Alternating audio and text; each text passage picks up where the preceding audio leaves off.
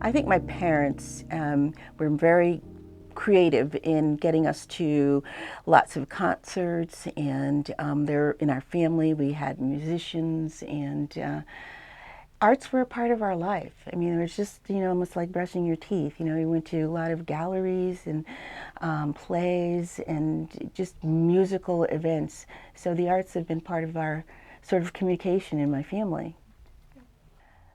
I don't know where the connection came, but I think I've always been a dancer. And I had a long talk with my father who and mother, and they said, "Do you really want to do this? You're very talented in dance." And my father said, "You can go to dance as long as you go to college. You can dance, you can, be a ballerina or whatever, as long as you go to college." One day I was coming back from a practice, and two little girls in the street, they said, "Are you a dance lady?" And I go, "Yeah, I dance." And they said, "Can you teach us? Can you teach us?" And I said, "Oh, how could I say no to these little girls?" So I began teaching them in a church basement, and okay, it's time to graduate. So Movement Laboratory started with those two little girls. I thought that I had such a great life in dance, and I looked at some of the kids around me, and they did not have that same emotional balance or that same reason to be.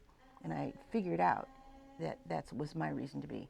And I said, if I'm going to teach, I would never want to have a school where everyone was this of the same ilk.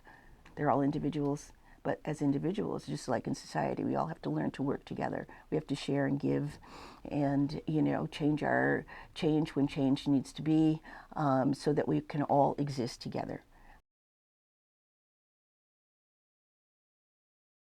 I think the biggest thing I had to overcome was race. Race has played a large part of my life in the dance. And it took people who saw beyond that, who could see me and see the talent that I had. But most of all, it took me to say, okay, that's your problem. It's not mine. I always tended to feel badly for those people who were so blind to other people. I always felt like I had to fight for my friends and fight for those people who are true, for those people who have talent. It has nothing to do with their outward appearance. And I said, if I have a school, it won't have anything to do with anybody's outward appearance or who they are, son or daughter to. It's who they are as a person. So when I started dance about 8 years ago, I was probably one of only two boys in the studio, so it was definitely different, and I definitely could tell my classmates judged me for it, and they definitely make comments about me. Brady has grown all the way through his development of building himself.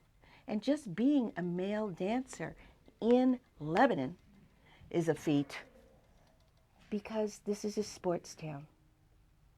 And the strength that he has had to endure, I applaud him. But I know that I've been a part of that strength. Through Judy, I learned how to be confident in myself and not let that bother me anymore. All the girls in the studio, we've become like one big family, and I love them all so much, and I don't know what I would do without them. We're always there to support each other, and I'm grateful for everything that they've done for me.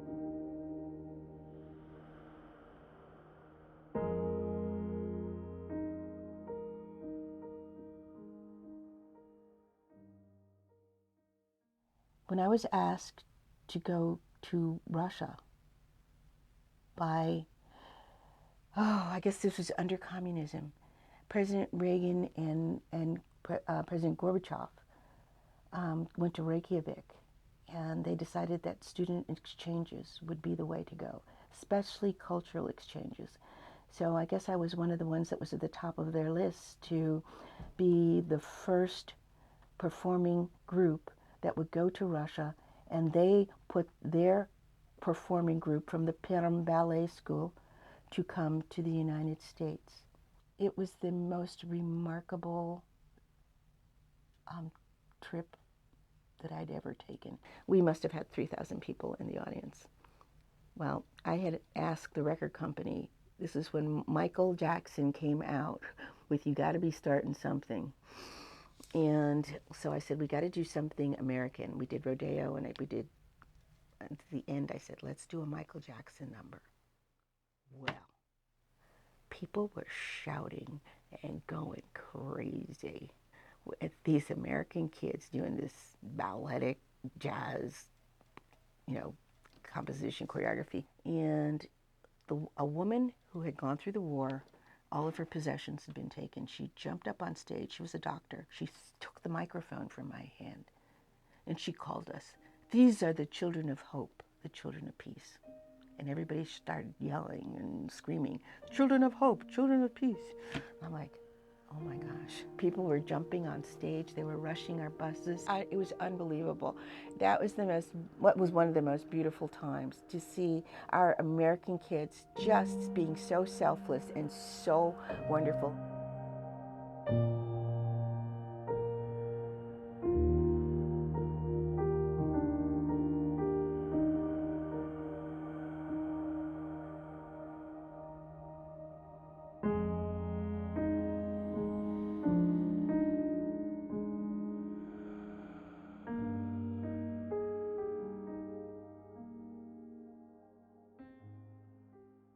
The National Endowment for the Arts asked me to become an artist in residence in the Lebanon schools, and I did.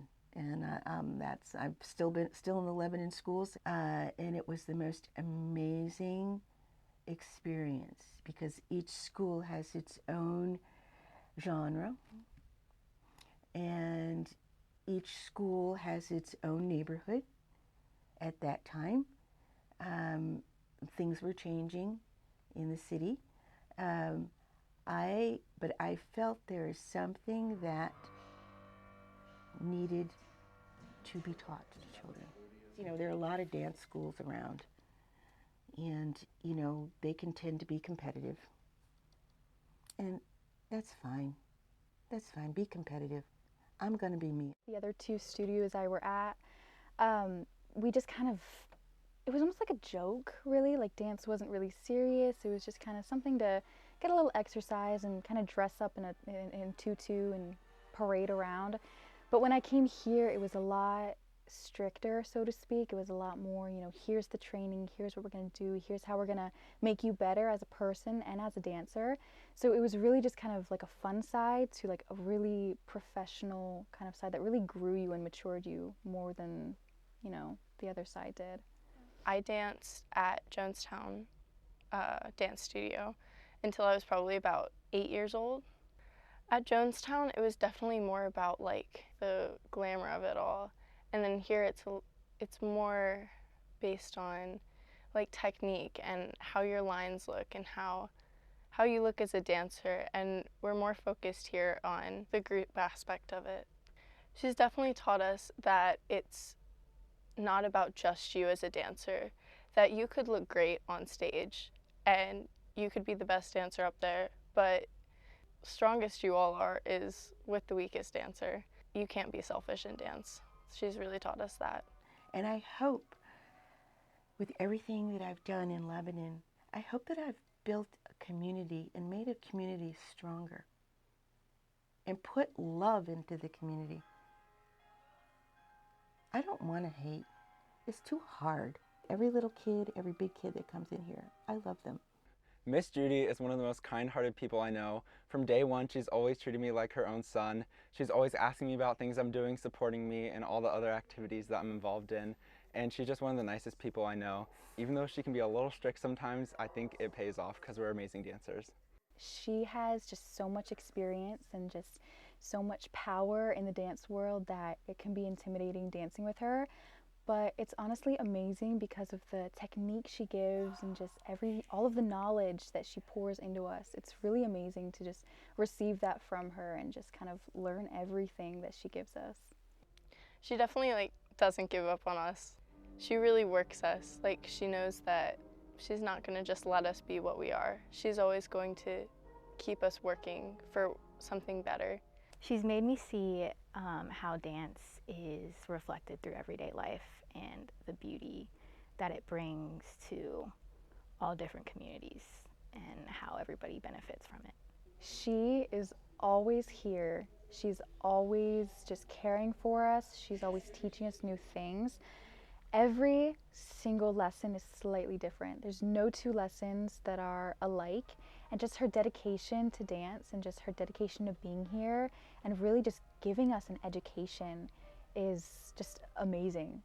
Why do I stay downtown rather than move out to a mall or somewhere else? I stay downtown because we have to anchor ourselves. And if we're going to do urban renewal, we've got to have the arts in town. We can spread goodwill in our town. We don't have to move away.